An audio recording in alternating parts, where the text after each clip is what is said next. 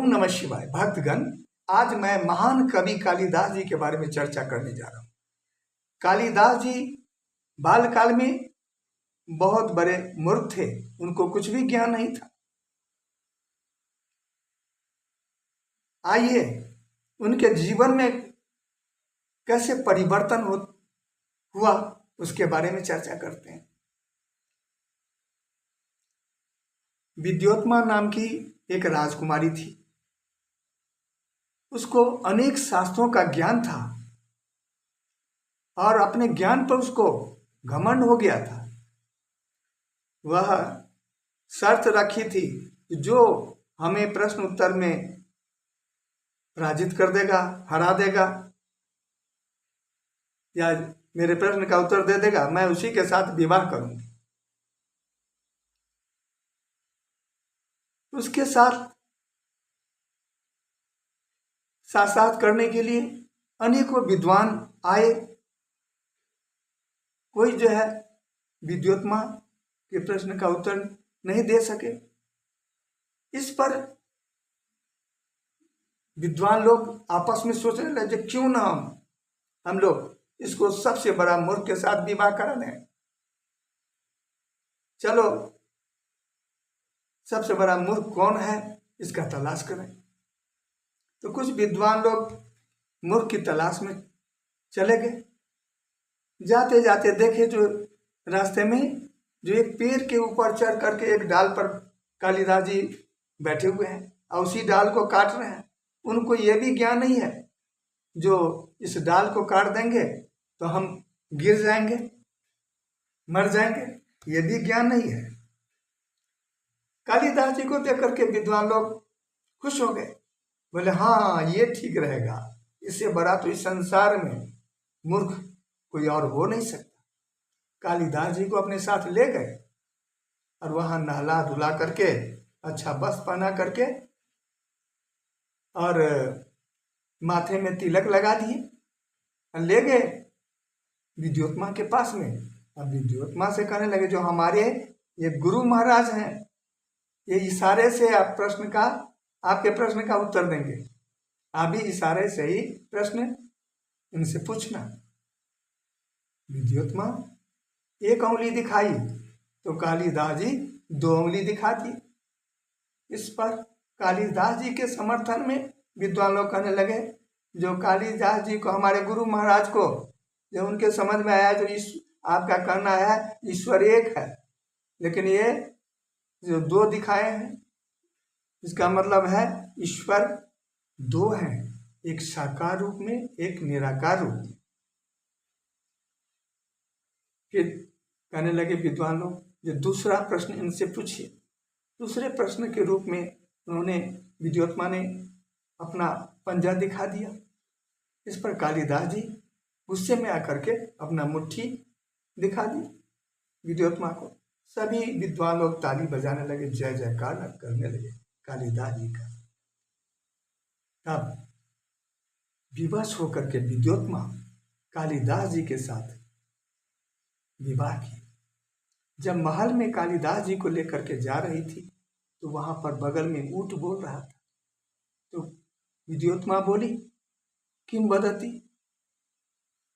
कालिदास जी को संस्कृत का ज्ञान नहीं था तो अशुद्ध जो है कालिदास जी अशुद्ध बोल दिया, ऊटा वदति। विद्योत्मा समझ गई जो जितने भी विद्वान लोग आए थे सब धोखे से इसके साथ मुझे विवाह करा दिया है। और गुस्से में आकर के कालिदास से कहने लगी, जाओ यहाँ से, भाग जाओ, जिस दिन मेरे लायक हो जाओगे उसी दिन मेरे पास वापस लौट गया। कालिदास जी दुखी होकर के बिहार के मधुबनी जिला बेनीपट्टी गांव में चले गए, जहाँ पर स्कूल कॉलेज है। वहीं पर जाकर के उस स्कूल में शिक्षा ग्रहण करने के लिए चले गए और वहाँ पर छोटा मोटा वो काम करने लगे और शिक्षकगण से कहने लगे, जो हमें भी पढ़ना है। तो वहाँ का जो काम था छोटा मोटा जो कहते थे वो करते थे दासी। वहाँ बगल में एक नदी है, नदी के पास में, नदी के उस पार में एक काली माता का मंदिर है जिसको बोलते हैं उच्चैठ स्थान। वहाँ पर उस स्कूल के, कॉलेज के छात्र प्रतिदिन उस मंदिर में ज्योति दिखाने के लिए, माता की पूजा आराधना करने के लिए जाया करते थे। एक दिन जब उस नदी में बाढ़ आ गई तो सभी छात्र सोचने लगे जो क्यों ना कालिदास को ही भेज दिया जाए। तो कालिदास से सभी छात्र कहने लगे जो जाओ वहाँ पर जाकर के माता की ज्योति दिखाना और वहाँ कोई निशान लगा देना। वहाँ गया कालिदास, पूजा आराधना किया और ज्योति में जो बाती जल जाता है, काला काला सा जो रह जाता है उसका अवशेष, वही लेकर के माता के मुख में लगा दिया। जो ही लगाया माता प्रकट हो गई, कहने लगी कालिदास तुमने क्या किया, तुम्हें क्या कष्ट है, वरदान मांगो। कालिदास कहने लगा माँ मुझे कुछ भी ज्ञान नहीं है, मैं ज्ञान चाहता हूं। इस पर माता प्रसन्न होकर के बोली जाओ आज तुम जितने भी पुस्तक को स्पर्श करोगे सभी के बारे में तुम्हें ज्ञान हो जाएगा। कालिदास लौट करके वहाँ स्कूल के पुस्तकालय में जाकर के रात भर पुस्तक को स्पर्श करते रहा, अनेक विषयों की। इस प्रकार से वह बहुत बड़ा विद्वान बन गया। शिक्षा प्राप्ति करने के बाद उसने जो है 2 काव्य की रचना की। एक काव्य का नाम था अज्ञान शकुंतलम और दूसरा का नाम था मेघदूतम। वे संस्कृत और साहित्य के प्रसिद्ध कवि बन गए।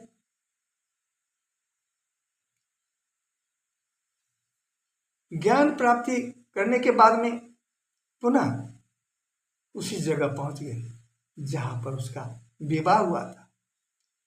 उस विद्योत्मा के महल के निकट थोड़ी दूरी पर वह लोगों को उपदेश देने लगे। कालिदास ज्ञान की बात कहने लगे। उनकी ज्ञान की बात को सुन करके लोग प्रभावित होते गए और काफी भीड़ होने लगी। अगल बगल से लोग जो है सो वहां पर जुट गए। इस बारे में जब विद्योत्मा को पता चला कि भाई ऐसा जो है कौन सा विद्वान आ गया जो लोग जो है वहां जा रहे हैं सुनने उसके प्रवचन को, तब विद्योत्मा वहां जाकर के प्रवचन को सुनने लगी।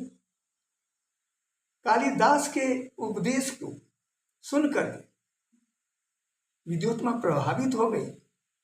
लेकिन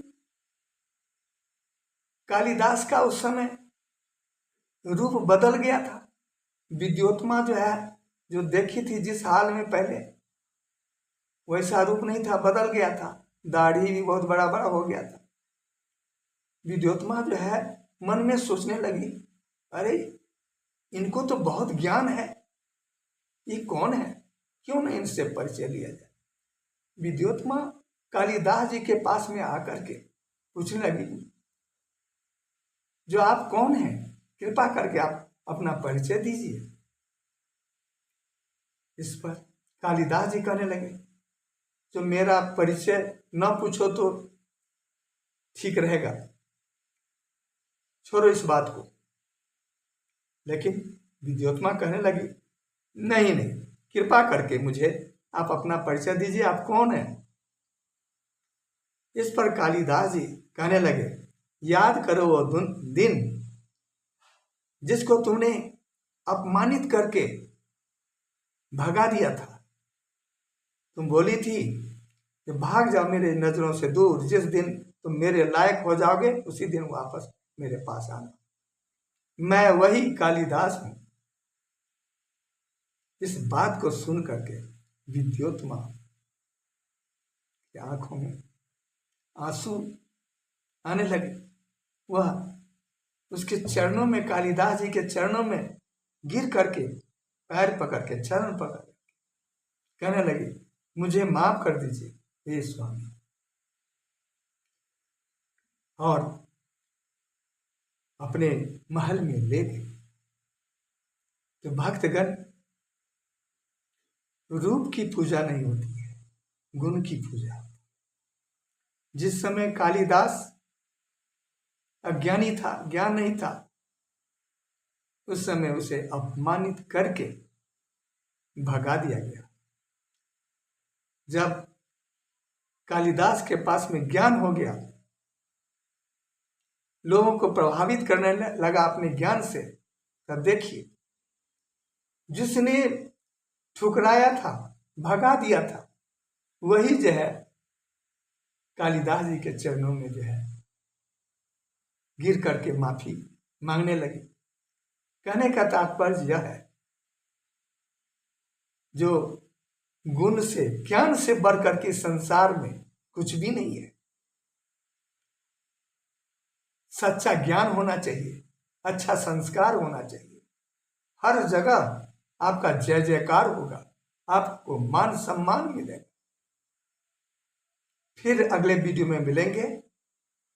मेरा अगला वीडियो देखने के लिए मेरे इस चैनल को लाइक एवं सब्सक्राइब कीजिए। नमस्कार।